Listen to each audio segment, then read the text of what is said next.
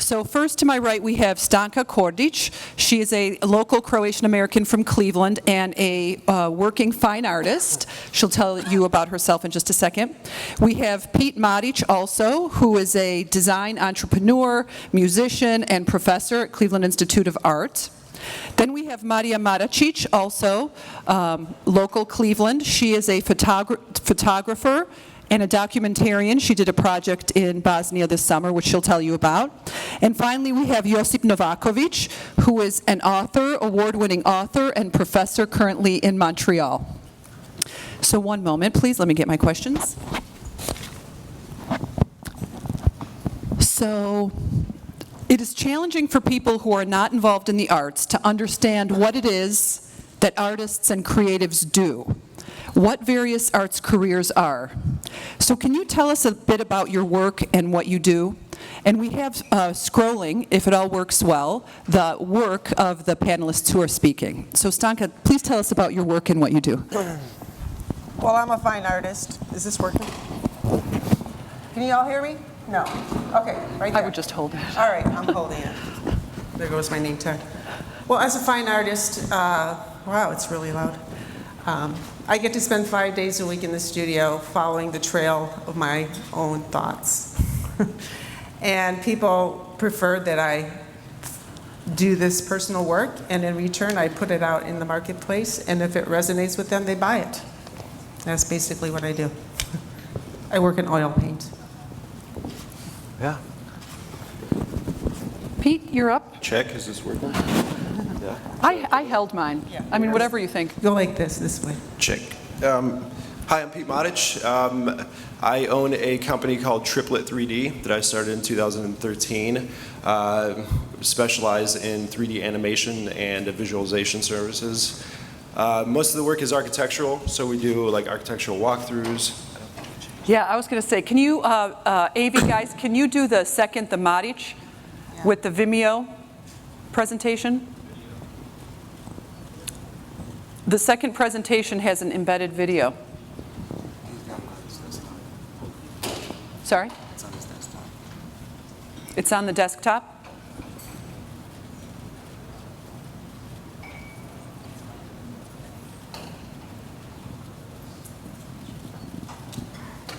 Okay, so I'll just keep going. Yeah, sounds good. So anyway, Pete Moderator, I started a company called Triplet 3D. We do 3D visualization animation services. There it is, it's up. Here's some of the work on the big screen. Most of the work, probably about 50% is architectural, so walkthroughs, renderings, visualizations. The remaining portion, it varies. It's various market sectors, so I've done work for medical companies, manufacturers like Lincoln Electric, American Greetings, anything from animated videos to product demos, exploded views used for marketing purposes. Got to work on a ton of cool projects, everything from Starbucks, T-Mobile, Adidas, Nintendo, projects for all those different companies.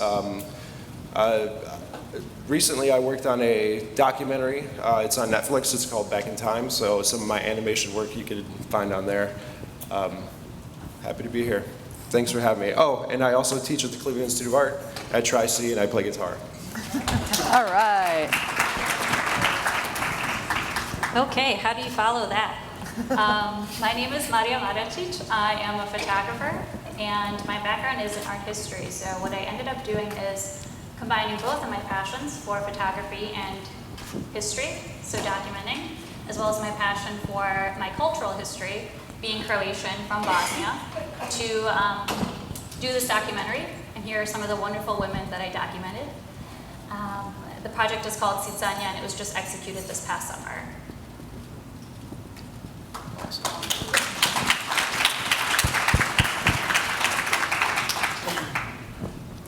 Okay, I'm Josip Novakovic. I'm very impressed that almost everybody here owns a company.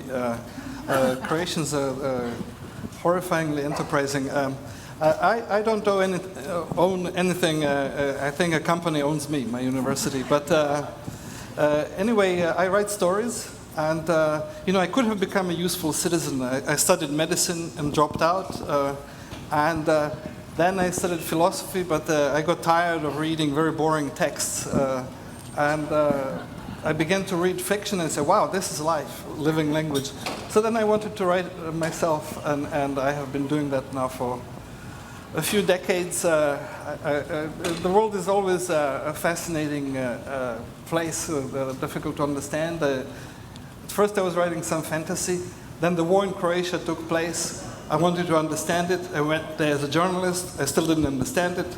So I started writing fiction about it, and then I also write about emigration, exiles, and animals, medical stories, and anyway, there are always enough problems to write about, but I don't want it to be sad. I want it to be entertaining and playful. It's possible to write about a war in a fun way. Old Soldier Shwake by Jaroslav Hasek is a good example. Anyway, that's what I kind of do.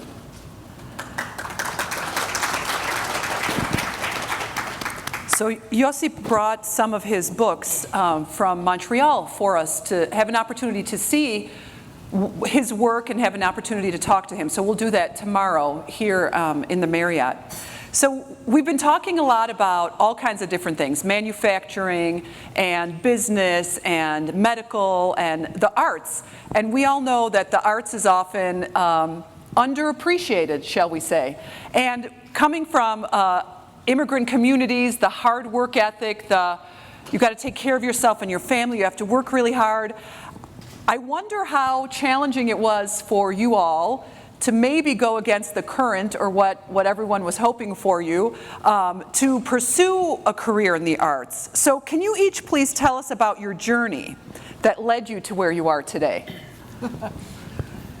Well, I'm the youngest of three, and the oldest is standing back there with the camera. The photographer, one of the photographers. Hiding now. So as the youngest and the only girl, some challenges in a Croatian household, but we had equal parts hard work cleaning the house, and the rest of the time we were doing very creative things. I was very lucky growing up with these two brothers. They were equal parts big brothers in every sense of the word, and the other part they were creating things, taking bikes apart, rebuilding them, doing home movies, stop action photography, everything possible, imaginable. But at the same time, I never had any thoughts of being an artist, even though we were grown up sort of in this creative environment. And it wasn't until high school, where I was on the fast track to become somebody's terrible secretary. I was taking business courses, and as a sophomore, I had time in my schedule, and I didn't know what to do with this extra time, so I took an art class. And it was an Art 1 class, and I was a sophomore, and I had this wonderful little nun, Ursuline nun, Sister Lucia, who looked over my shoulder in one of the art classes and said, "Honey, what are you doing in Art 1? I said, "I'm filling my schedule." She goes, "Oh, no, dear, you need to be in Art 2. And then she fast-forwarded me into the art program, and she pretty much took me under her wing, insisted I take some painting classes at a local community center, and I studied oil painting and portraiture as a sophomore, and I did that for 2 years in high school. And she encouraged me to apply to art school, and I applied Columbus and the Cleveland Institute of Art, and the rest is history, as they say. But there was a little concern. Vladimir may not even know this story. But I remember one of the art shows in high school, my father expressed a lot of concern about his shy little daughter making a career in the arts, because, I barely spoke 2 words at home. And Sister said, "Oh, she will be fine. She will be fine." And on I went, and I graduated the Art Institute with a degree in illustration and a minor in painting. And from that point on, I had one regular job with a paycheck, like every week. And that ended in 1987. I worked for a ad agency as an illustrator. And then I started freelancing from 1987 till today, basically all kinds of different jobs, and morphed myself over the years. I was freelancing as an illustrator, and then got married, had a family, couldn't manage the deadlines as an illustrator, became a portrait artist for a solid 10 years. Then the market crashed, And I did all kinds of other jobs, creative jobs, until today, where I am just focused on my own personal work, and am very fortunate that people are paying good money for it. So there you have it. Thank you.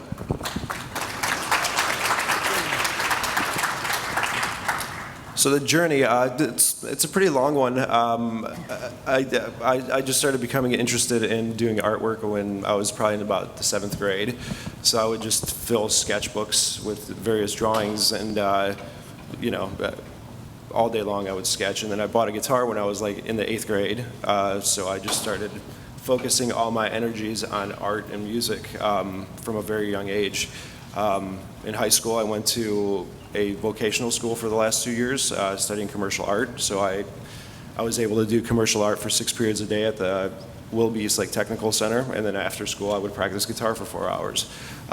So for the past 30 years, that's kind of been my life. I do my artwork, play guitar, and I filled my days with that. So after I graduated high school, I went to the Cleveland Institute of Art. My plan was to get into biomedical art, and I studied that for 2 years. Didn't really enjoy it all that much, and ended up changing to interior architecture. Graduated from there, worked for a bunch of firms, started freelancing, doing design and illustration work for a number of years, and right around 2008, a lot of things started changing in the industry, and I just started getting more into 3D animation work and 3D visualization, and just kind of took a turn from doing design work to doing more of that type of work. So that's what I do now. I run the company Triplet 3D. I do most of the work. I have a few contractors, but it's super fun, and the projects are really interesting. So no 2 days are alike. And I just want to say before we move on to Marija that Pete was one of the musicians who played last night at the Dome. The guitarist's on stage. I don't know if you recognize him, but not only is he a talented artist in this way, he also is a musician and played for us last night. So thank you, Pete. Thanks. So for me, I went to school for art history. I have a master's in art history. Straight out of school, I started working for an international fine art gallery, selling art. And while I really enjoyed that, I didn't find that it was a very viable career path because it's a very competitive field to be in. I ended up going into college admissions after that, and then following that, I full-time actually worked for Nova Solutions, which is a specialty chemical and motion polymer company. My second job is being a photographer. So I think when it comes to artists, I think there's always a calling that we have to create, in my case to document. I'm very good at seeing something and wanting to capture it, and I know there's actually other photographers here as well who are really wonderful, one sitting right there actually. But for me, photography is always something that I really truly enjoy doing. It doesn't feel like work for me, it's something I really enjoy doing. The same with the art history itself. I enjoy reading about it, but I also enjoy applying it to ways that I think I can make an impact. So in this particular project, that's exactly what we did. It was a niche that hadn't really been filled before, and I felt like I was actually able to contribute something to our community by reporting these women. Thank you, Marija.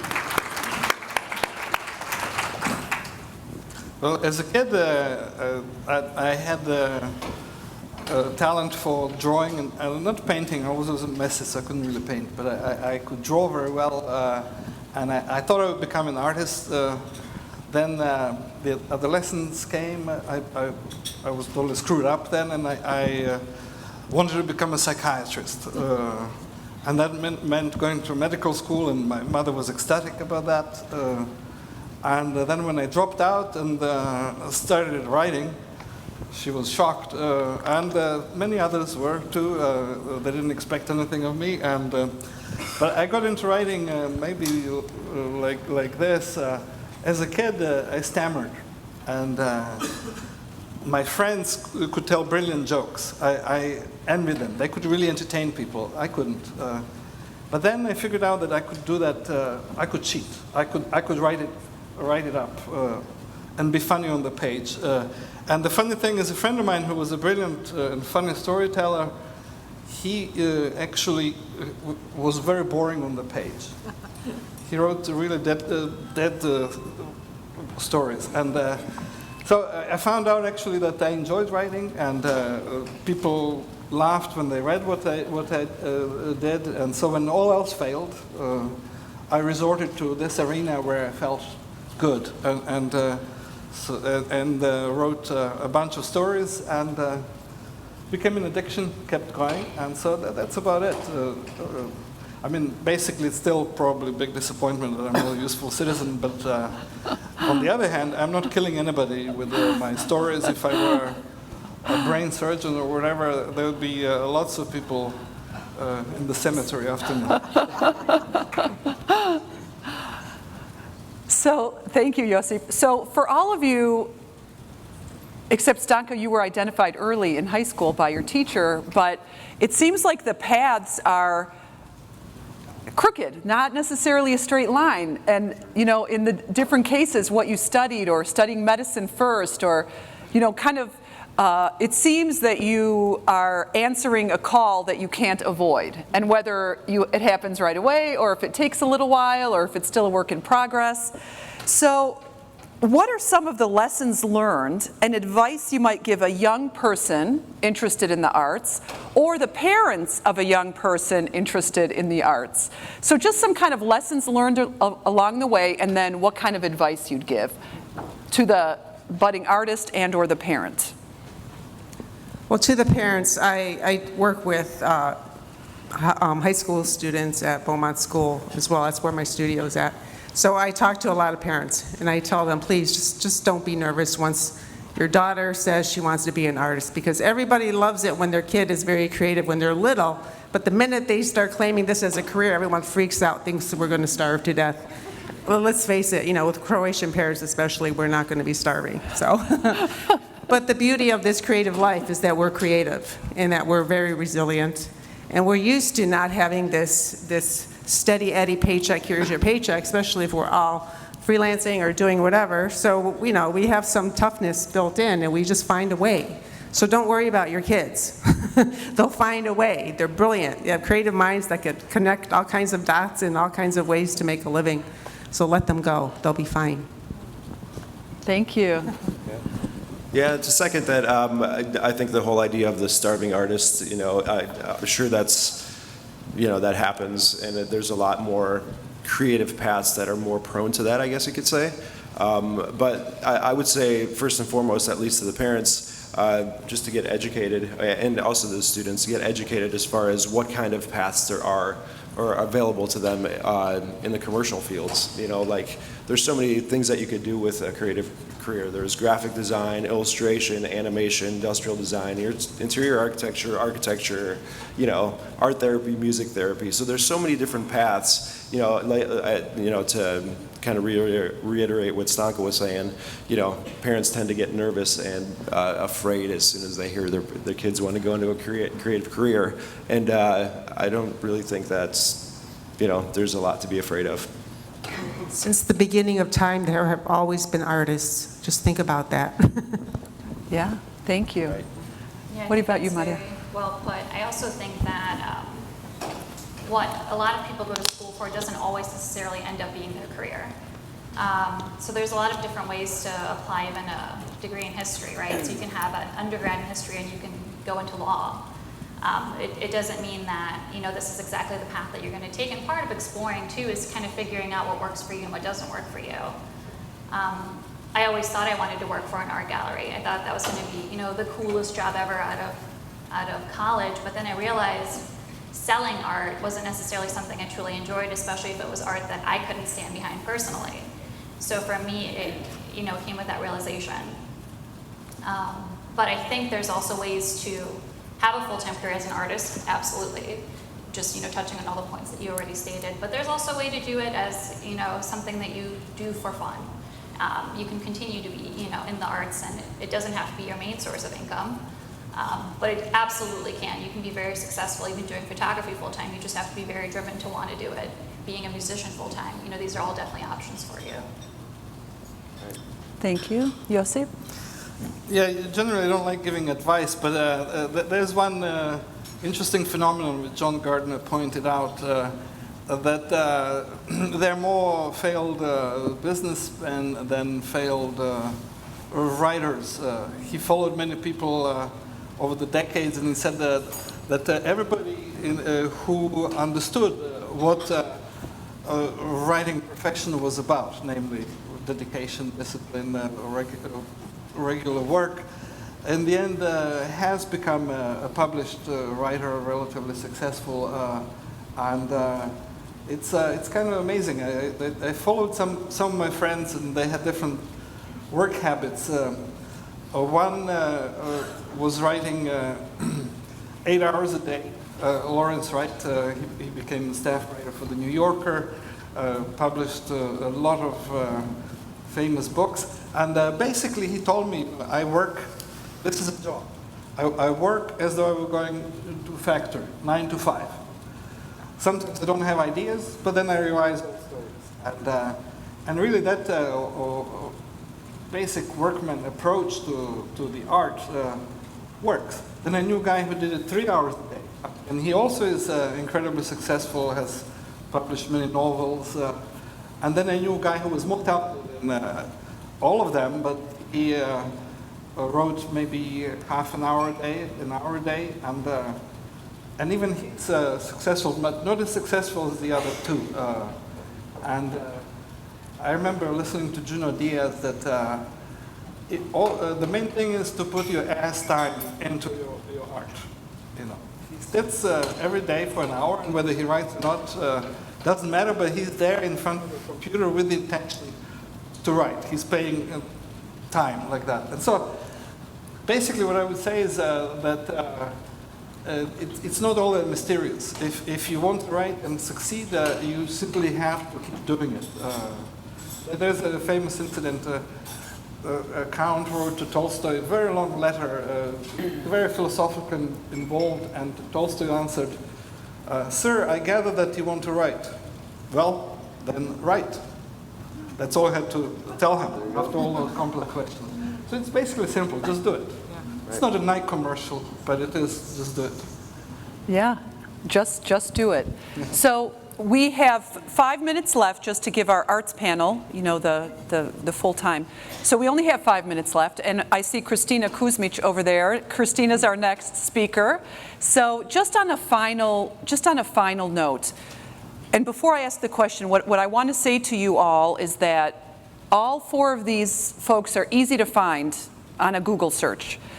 You can see Stanka's work, Pete's work, Marija's work and her project, Josip's work and his writings. So please do that. But the question leads into that. And just 1 minute each, please, before we finish.